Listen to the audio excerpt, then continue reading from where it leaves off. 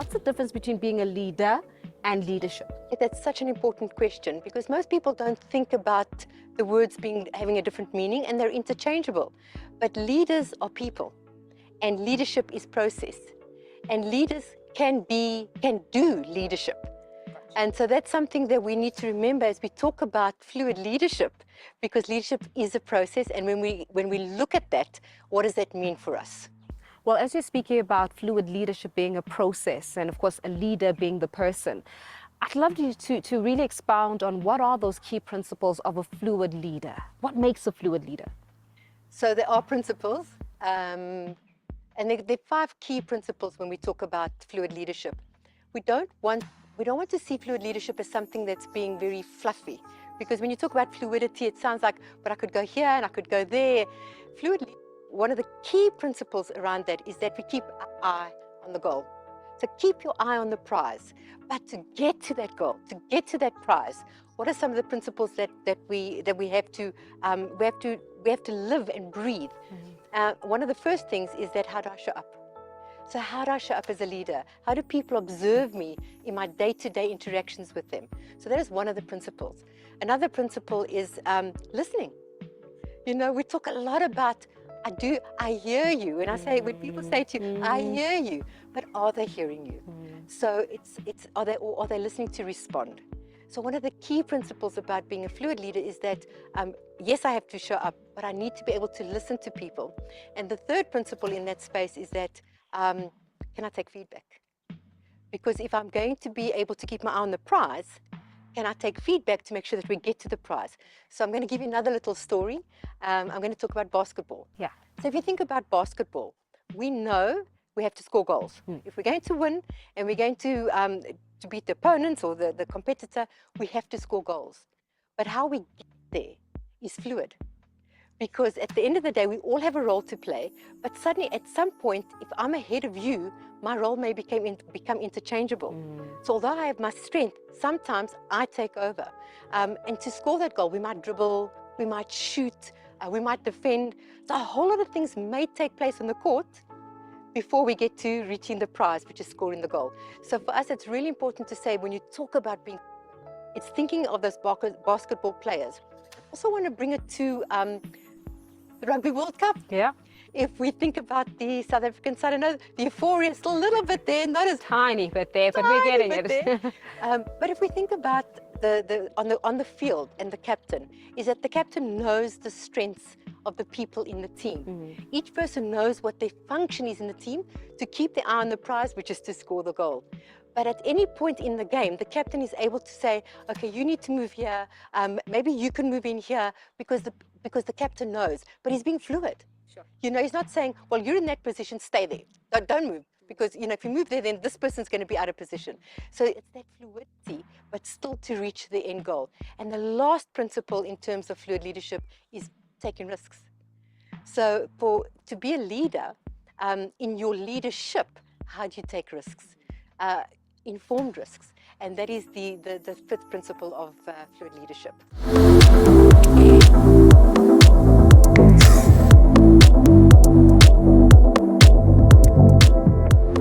There are some commonalities with people who do have, or leaders that have, a growth mindset. The first one, which I think really gives us that definitive character, is that they see challenges as opportunities. They look at a challenge and they go, well, that's an opportunity to do something that we have not yet figured out. Whether that is we haven't figured it out from a policy perspective, or we haven't figured it out from a corporate strategy perspective, but the challenge in itself is framed as an opportunity, and then they galvanize their energy towards that challenge.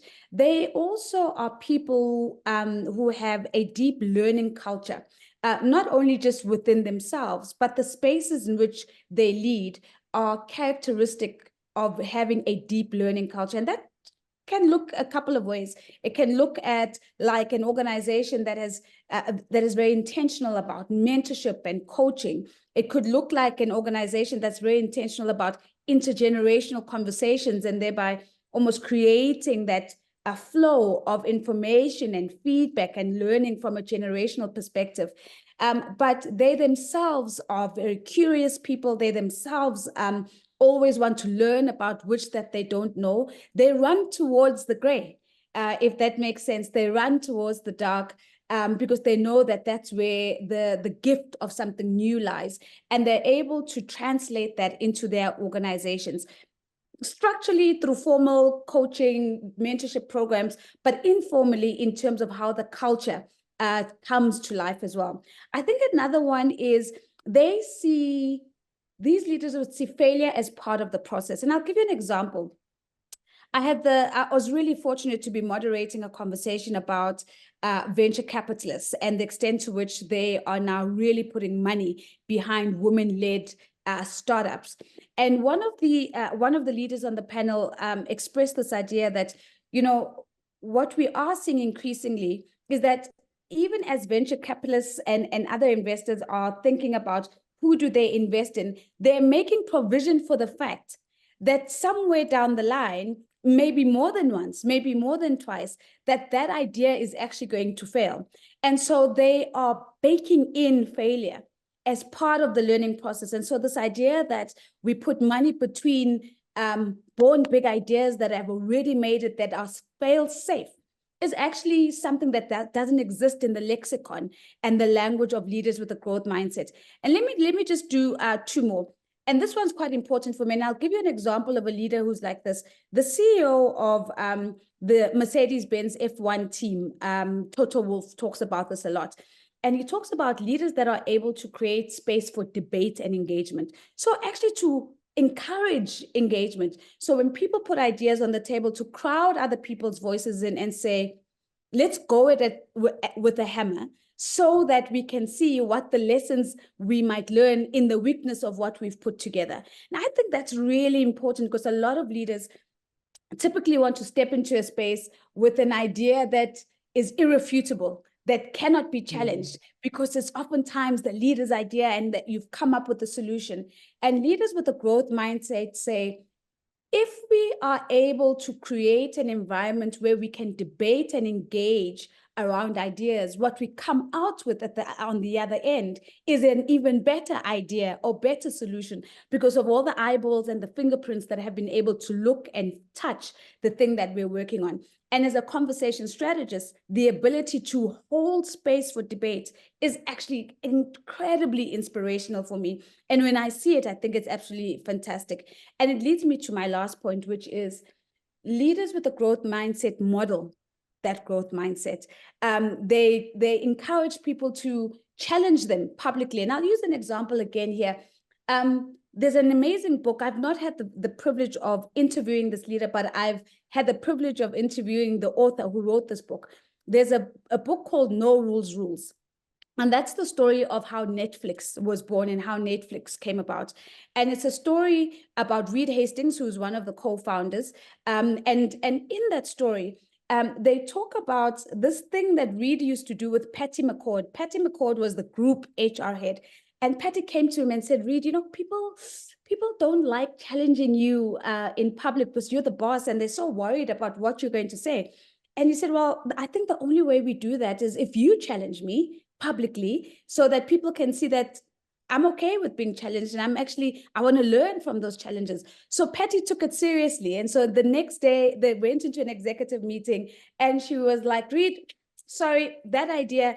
And eventually people looked at this dynamic and went, oh, this really is a safe space. We can actually challenge, and through challenging, we can see how their conversation is leading them to a better outcome. So it's important not to just talk growth mindset as a leader, but to be an exemplary definition and a reflection of what a growth mindset is.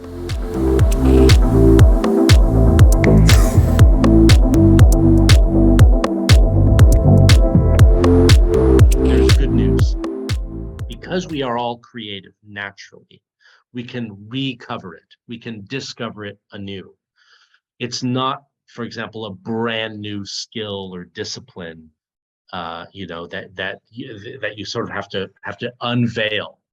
But that requires us in some ways to go back to your sort of analogy of childhood, to go back to some of those qualities that we possessed in abundance as children. Curiosity, humility. I don't know, but I'm just going to plunge in. and give it a try. Not relying so much on expertise. Not only as leaders do we think we can't be creative, as leaders, we more and more rely on experts. I am the leader, so I have to know all the answers. I'm omniscient, omnipotent, and everything else you can add to that word. But actually, if we don't know what's around the corner, we probably need a heck of a lot more adaptability and a lot less relying on precedent and experience to give us the answers. The last time we had a global pandemic was over a century ago. So no leader with any wealth of experience, no matter how old you are, would have been prepared to use experience as a way to cope with COVID. When we had the Great Recession of 2007 and 9, even though we have regional and global recessions at about a decade, every decade cycle, we still seem incapable of it. It seems like it's a big surprise, and we don't know how to deal with it. So that plasticity, to be able to say yesterday's solutions are not necessarily the solutions for tomorrow, are super important. And creativity is, think of it like a muscle. You can exercise it. If you think it's withered, if you practice it, it gets easier. And you get even more creative and more left field solutions and higher quality solutions. But you have to build in time, practice that muscle, to exercise that muscle, and you have to keep yourself free from distraction when you are exercising that muscle. That's the other problem, is leaders were so busy all the time. So I was getting calls and emails and, oh, I know you're busy, you just have 5 minutes. Can you just help me answer this question? All those distractions keep us from being focused. It actually prevents our brain from getting up into creative states, which neuroscientists call gamma state, where the hertz, the wavelength of activity in our brains increases. Super focused, super creative. You can't be up there if all the time you're being forced back to the mundane, which actually brings you back to what neuroscientists call delta brainwaves. So creating time, holding that time sacrosanct, and just practicing having brainstorming meetings, creative conversations, even individually, giving yourself creative challenges enhances your ability to be creative in any walk of life, be it personal or in business.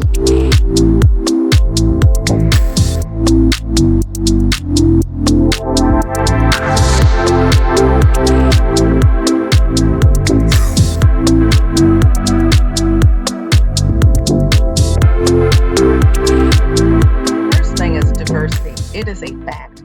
Everyone is diverse. It is all of our individual differences, our identities, the things that make us unique. And oftentimes people look at diversity and they only see what's on the surface, right? They see a woman, they see a Black woman, they see, an Asian male, whatever. But if you think about an iceberg and the fact that most of the iceberg is under the water, that's true of us and our identities. The things we see absolutely contribute to who we are, but I'm a mother. I introduced myself that way. I care very deeply about things that a mother would care about. I'm in a sorority, a historically Black Greek letter organization in the United States, globally, that influences how I engage in society. I'm deeply religious, and so my faith is important to me. All of these make up my identity, and I like to say that inclusion includes white males as well. So I want to dispel the notion that diversity only means people of color, women. It could be neurodiversity. So that's the first part of that equation, diversity. Everyone has a diversity story. The second part is diversity is a fact, but inclusion is an act.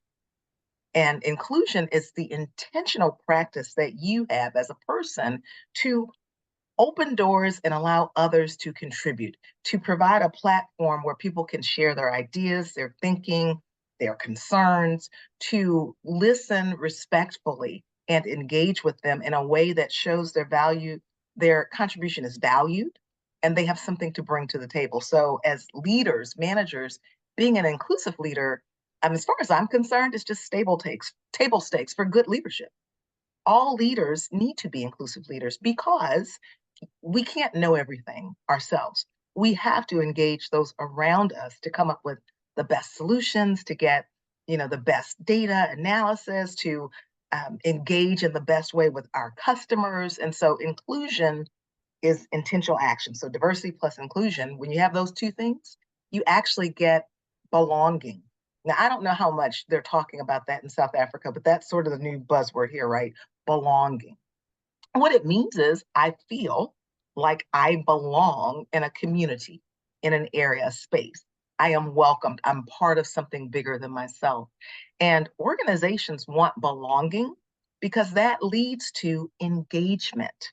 And there's a lot of analysis and data that shows you that engaged employee populations take less sick days, are more productive, have better ideas, have a better experience. And so there's a real business reason for diversity plus inclusion leading to belonging, which gets you more engagement. Because at the end of the day, in business, we want great results, and you need engaged employees who are free to show up as their true selves and contribute in a way that delivers value for themselves and the organization.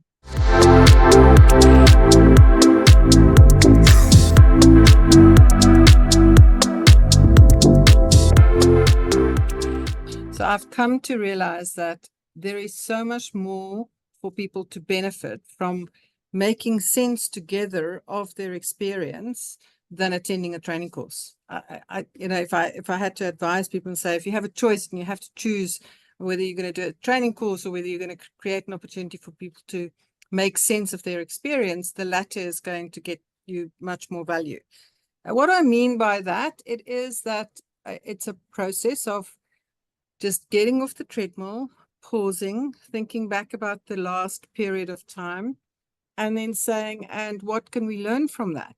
Our brains are either operating in a thinking mode where we can do our best thinking. That's when the prefrontal cortex of our brains are operating, or we're being kind of guided by our limbic system, which is the fight, flight, freeze, appease response to what's going on around the world. So that's when we feel anxiety, we feel unsafe, and it's typically how most of us are operating. We are operating from a place of fear and anxiety. So many years ago, Gary Hamel wrote a book and he said, our organizations are no longer fit for human life. And I think that's partly what he meant, is that we are so anxiety driven that we are unable to think creatively. So the one thing we have to do is we have to settle this limbic system. We have to find a way of just kind of getting to a place where we can think together. Now that requires that we are kind and compassionate to each other, which is not our normal mode of operating.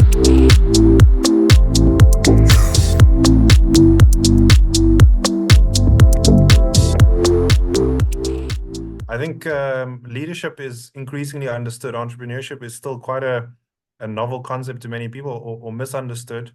And so, the most simple way and the most elegant way that I've found to express it is to say that entrepreneurial leadership is accountable, optimized cohesion towards a single goal. And any one of those factors being absent, you don't have entrepreneurial leadership. You either lack in the entrepreneurship of the initiative, or you're lacking in the leadership compelling the vision. But those are the key elements I would pick out, those four things. Development has changed a lot, and I've no doubt there are many people on the call, many of us, I'll categorize myself there as well, who are a bit concerned about the speed of change. To give an idea of the rapid use of AI and generative AI in particular, before ChatGPT, the closest product to 1 million users took about 40 days to reach that milestone, and ChatGPT took, I think, 1 or 2. That gives you an idea that the velocity of change is not just increasing, it's exponentially increasing. Now, I do think we're going to reach an apex point of that growth, and we probably in our lifetime. However, we have to navigate the now, and so for the next few years, that change is incredibly rapid. So to come back to the point of skills development, and the reason I bring up AI, in a world that's changing so quickly, the skill sets that are required are quite different to what we were trained in sort of tertiary education, and even that business leaders today who are still running companies sort of inherently have. And that's being able to do two things really well. The one is to adopt and adapt new tools that make more efficient their current processes that are working. So coming back to the framework of entrepreneurial leadership, that's not the accountable part, but that's the optimized part being cohesive, collaboratively moving everyone in the most optimal way with tools that are only, coming out every few weeks in some cases. The second part is being able to be singly focused and not persuaded to divert from the one thing, the single goal of the organization or the year or the project or the quarter, or whatever it's measured. That meaningful, measurable goal has to stay the core. And it's increasingly difficult to do that. So the skill set that we're seeing, that the skills of the really exceptional leaders who are getting results in startups, in growing ventures, scale-ups, and right into the private equity portfolio we have, are absolutely ruthless in the one or two goals that are set. Whatever tools they are able to use and adapt to, they do, but they focus on one thing.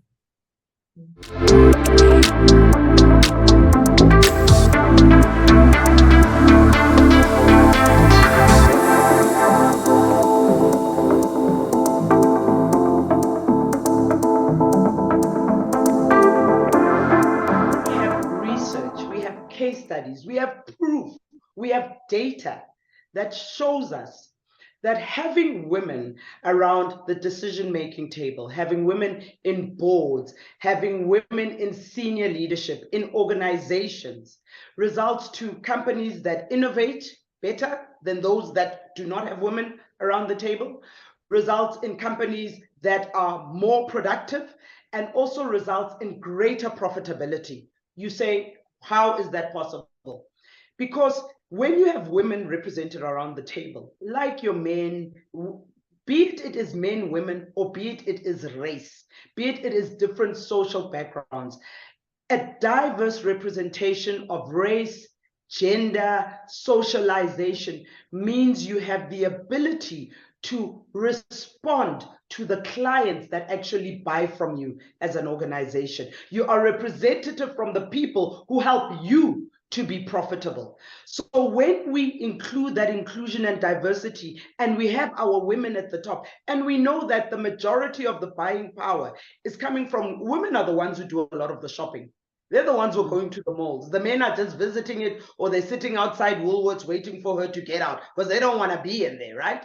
So my point is, if you are going to be selling a product that is majority bought by women when they go into the shops, or that is majority used by women who are making up the majority of your clients, surely you would want those voices represented around your board, your decision-making table. And really, like I said, the data shows that organizations that are leaders in having women, in having diversity, in having representation, they are far more profitable than those that are not embracing, or those that are actually applying this as a tick box exercise.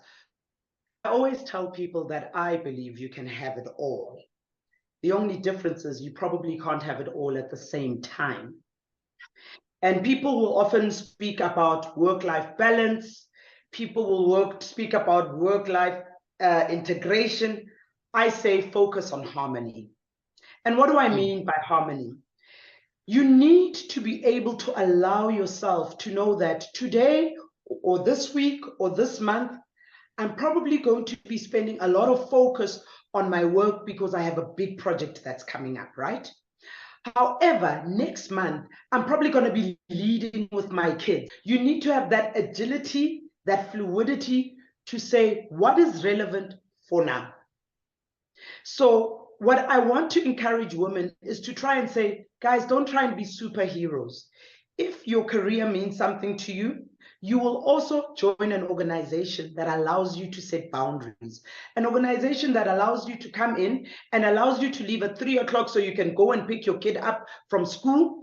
And then when you've finished picking your kid up from school and you've done some work with your kid between 3 and 6 o'clock, you can log on again at 8 o'clock and work till about 10 o'clock. You need to build those boundaries. And I know, Faith, it sounds so easy. It sounds so easy. But I want to encourage and challenge women to use their voices.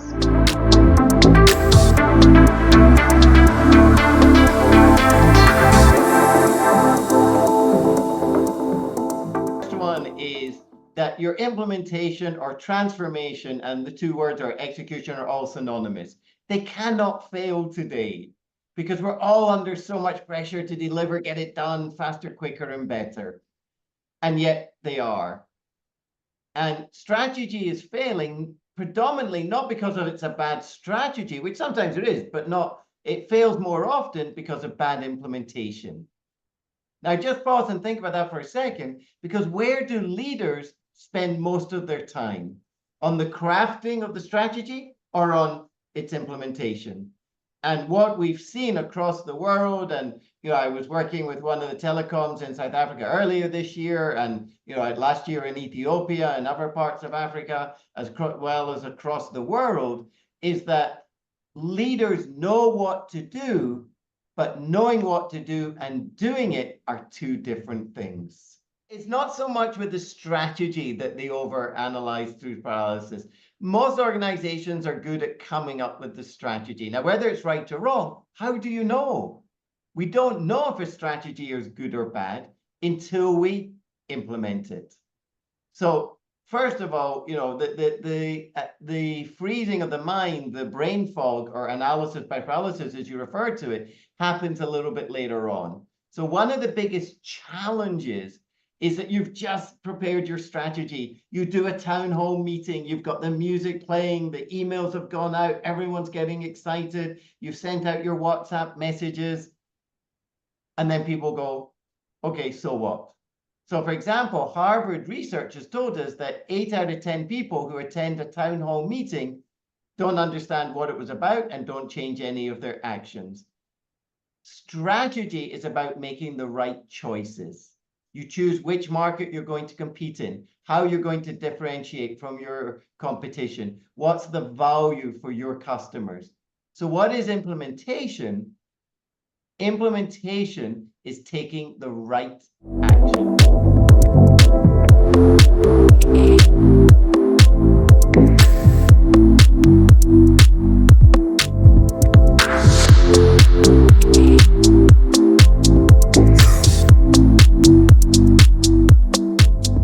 Uncertainty. And the one thing that I've noticed, and one of the themes that I reflect on in the book Genius, How to Thrive at the Edge of Chaos, is that our history shows that those who are able to navigate noise and uncertainty, those who are able to navigate the deep discomfort of a current political reality that they may feel, or economic reality that they feel, but who are driven by this desire to create something, build something, see an opportunity to exploit it in an environment. Those people are people who invariably are likely to be more successful than others. Adrian Gore, in the week that he is contemplating giving up a perfectly solid job as an actuary at Liberty, and he goes over to meet a young banker called Laurie Dippenard, who runs a merchant bank called RMB. He goes over to see Laurie Dippenard. He says, I've got this idea to reshape health insurance. And they are aligned in terms of a democracy coming to South Africa, a public healthcare system designed primarily to serve white people that is going to come under huge strain as the doors open to everybody. And there's going to be a need for private healthcare for millions of South Africans as the economy comes out of a period of National Party rule, and theoretically becomes a fairer and more equal place. People are going to want choices. And so they re-engineer the way medical aids, which did exist back then, were working, and they re-engineered it and created what is a global multinational today with vitality programs in 30 different countries across 45 different life insurers, with Discovery having a 20% stake in Ping An Health, the health division of the biggest insurance company in the world. And these are people who, at times of uncertainty like this, have knuckled down and gone, where is the opportunity? Cut out the noise and the clutter. Is there an opportunity here that no matter who runs the place, no matter who and how it is run, there is always going to be a need for this product or this service or this offering, and they've pushed forward with it. Sapiens, he says, true power means knowing what to ignore. True power means knowing what to ignore. Now, here's the difficult thing. What do you ignore and what don't you ignore? And for the most successful leaders that I've studied over the last 20, 25 years, it's that is the one thing that has defined those who've been truly successful against those who have floundered, bungled their way through it, who've not succeeded, is that ability to know that they can be single-minded and focused on building a solution to a problem, and they address a problem. They can't fix everything, but they know that they can address a particular set of problems or a particular problem in a society, and they focus only in on that.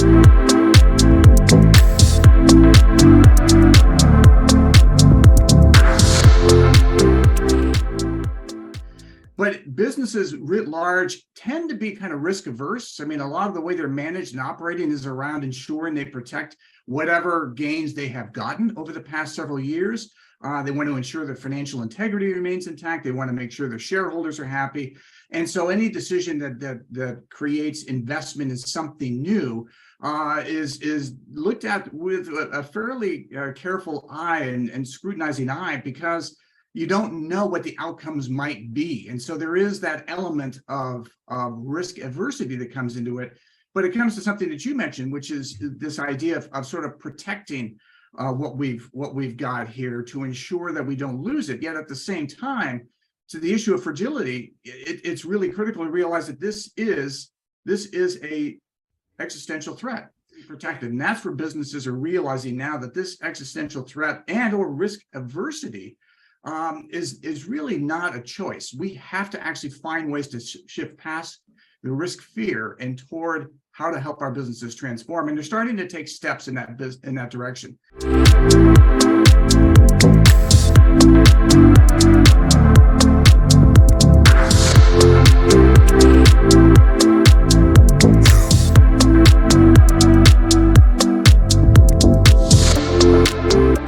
When it comes to the future, pragmatic optimism, as I'm summing it up these days, is a moral duty. And what is pragmatic optimism? It's not about feeling optimistic. I would naturally call myself to be more of a cynic than an optimist naturally. But pragmatic optimism is taking actions, taking steps that increase the odds of the future you want to happening, rather than being a pessimist in terms of revealed preference by either doing nothing or by investing your time, attention, and energy in running away from things.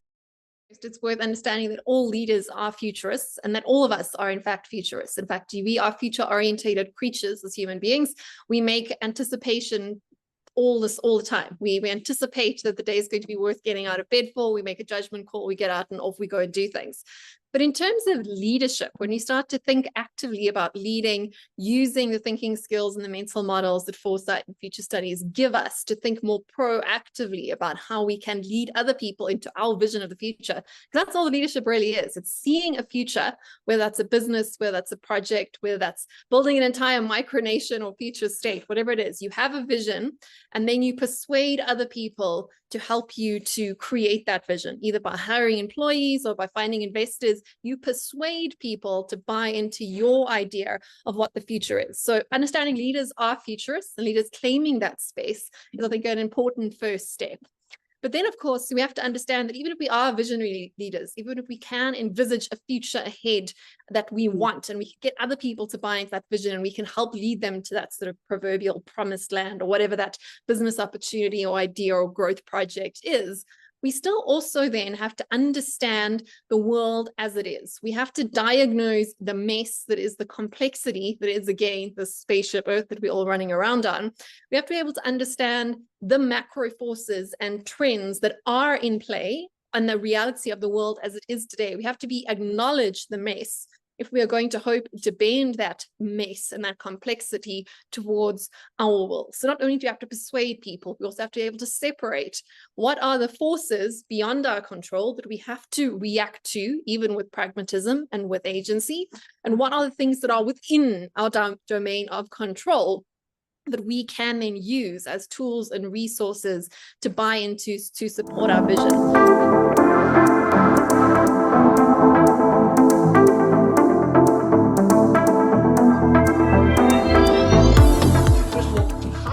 About the future. What is the kind of future that you want, whether it is, going to a new city or going to the Amazon? And once you understand that, how do you work backwards from there? Now, here's the challenge. The challenge is how most leaders do future stuff, whether it's strategy or planning, etc. It's essentially a version of extrapolation. What I mean by that is this. let's assume you're a company and you make cell phones for argument's sake, right? So what most companies do, they say, well, how do we extrapolate the past into the future as a singular view of where we're going to go? So we'll say things like, the company as a whole has been growing by 10% revenue per annum, 5% CAGR. We'll carry on growing by that amount, right? We've sold this many units of cell phone. It'll be the same version of it. We'll cater for certain conditions, economic conditions. We'll change headcount. We'll grow in these offices, et cetera, et cetera. But essentially, it's an extrapolation of the past, and it's really just an Excel drag and drop exercise, if I'm absolutely honest. That's extrapolation, right? The counter to that, or another version of that, is using foresight, right? Which is what today's really all about. And it's about saying, well, how do you use certain tools to think about what is the future and what might the future look like when you consider multiple versions of the future? I'm going to try this word, which I can never get, multiplicitous, that word, where there's a lot of different kind of futures, right? And through using foresight, it's the ability to say, well, let's use tools that we use within foresight, things like horizon scan, things like scenario planning, things like sci-fi imagining, and all those different things to say, well, how do we think about the future differently? What you're fundamentally doing there, and what leaders need to do, it's not about a singular future. It's not about thinking about today into the future and extrapolation, but it's more like saying, let's think about a cone, where the narrow point of the cone is today and the wide point of the cone is going into the future. How do you increase the view? How do you increase your view into the unknown knowns and the known unknowns, and therefore the unknown unknowns as well? The challenge is, though, is that most of the leaders, even if they get to that point, so it's not about a single view, it's about a multiple view. The problem is there's about saying, well, it's still about today into the future. The right way of doing it, in terms of planning for a future that's unknown, a future that's changing, is about saying, let's flip this cone around. Let's now say the wide part of the cone is where we are today, and the narrow point is at a point in the future. Let's say, I don't know, 2032, right? 2033, whatever the day may be. And we'll say, what does that one specific future look like? Let's work backwards from that future. So how do we create memories from the future, so to speak? And how do we envisage what that world is going to be? And when we work backwards over 10 years, when we get to today, we can start seeing what are the opportunities to create that kind of future. So it's really about saying it's not extrapolation, but it's about using foresight, but more specifically, it's thinking about the future from the future. And because you can do that, you start to say, well, how do we move beyond things like biases? How do we see beyond what we can't see today into the world that we can reimagine, right? What is the kind of world that we want to have, much like the stories that I shared with you before? Part of my research is really about saying, well, how do you survive in what I've called the duality of leadership? It's the ability to succeed today and plan for the future. To come back to your original question, though, fearful, being scared, being nervous is a normal human response. That's okay. The challenge is, how do we bring in more voices? How do we bring in more diversity to see the kind of world we want? How do we capture them? How do we translate that energy into strategic action and then planning in micro steps? We don't have to create the future today, in the 10-year future today. What we need to do is meet both ends. It's about being profitable today, making sure we've got a worthwhile, profitable business that hopefully meets the ideals of society. And then once we've got that, then how do we work backwards? It's both the future and today, and let that fear, that nervousness, that scared emotion stuff drive you. So the shift has been tremendous away from the old style leader that knows everything and stands up front that says, I will tell you what to do. And that shift has been predicated by a book that I like. It's called New Power Values by authors called Heinemann and Tibbs. And in there, they speak about the shift away from old power towards new power. And a big part of that is vulnerability. A big part of it is leaders being able to say, I actually don't know. But that's okay, right? And it's hard for us also, us to report to these leaders to go, I'm going to be okay working for a leader that doesn't have all the answers. But what's important and what's incumbent is then to say, if I don't know, do we know together, right? So the wisdom of crowds is an interesting philosophy. It's an interesting theory where, all of us is smarter than one of us. And so bringing more diversity into the room, whether it is exactly as you say, whether it's the cleaner, whether it's the gardener, whether it's the intern, whether it's the outsourced to everywhere it may be, the more plurality of views, the more diversity you have, the more likely we are going to succeed in the future. Why? Because the future is diverse and there's more options as we go through time. So it requires not only vulnerability, because vulnerability is one of those aspects that says, I'm vulnerable to listen, but it's also the ability to act and to be wrong. And it's about saying it's okay to be vulnerable and wrong and then change, which is so vital. It's so important. It's those skills that are so fundamentally key. And part of my research is actually looking at this. It's about saying, well, what are the attributes of organizations that are successful in the future? And they fall into three buckets: leadership, organization, and landscape. And a big part of that is the leadership's ability to have a growth mindset. The ability to say, as Satya Nadella of Microsoft says, how do we shift away from a know-it-all to a learn-it-all culture? And I just love that.